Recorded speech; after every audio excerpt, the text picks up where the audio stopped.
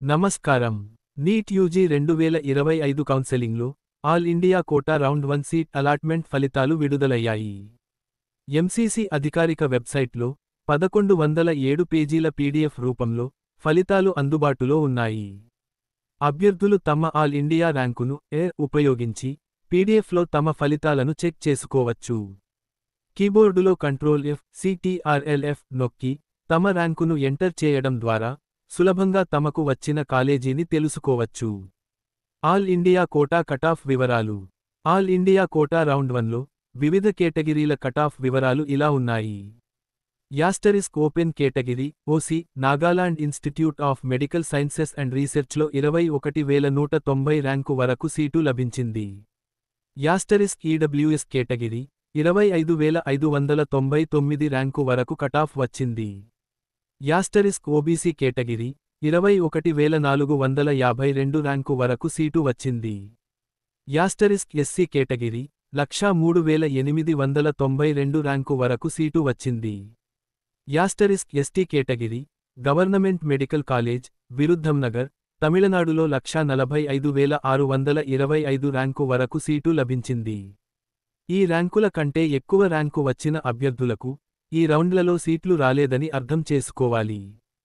తెలుగు రాష్ట్రాల కటాఫ్ వివరాలు. All India కోటాలో ఏపీ మరియు తెలంగాణ రాష్ట్రాలలోని గవర్నమెంట్ కాలేజీలలో కటాఫ్ వివరాలు. ఆంధ్రప్రదేశ్ మచిలీపట్నం జేఎంసీలో ఓసీ కేటగిరీకి 18,990, పాడేరులో ఈడబ్ల్యూఎస్ కేటగిరీకి 24,545, ఓబీసీకి 20,234, నంద్యాలలో ఎస్సీకి 94,142 మరియు పాడేరులో ఎస్టీకి 139,383 ర్యాంకు వరకు సీట్లు లభించాయి.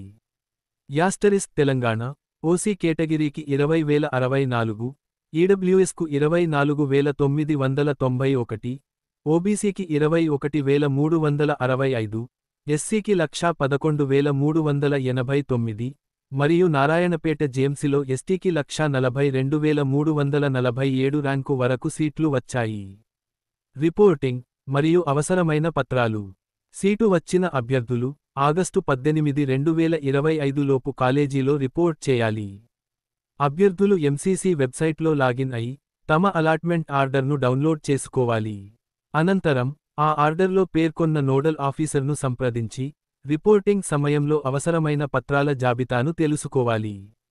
ఒరిజినల్ సర్టిఫికెట్లు, వాటి జిరాక్స్ కాపీలతో పాటు కొన్ని కాలేజీలలో ఎఫిడవిట్స్, బాండ్లను కూడా సమర్పించాల్సి ఉంటుంది.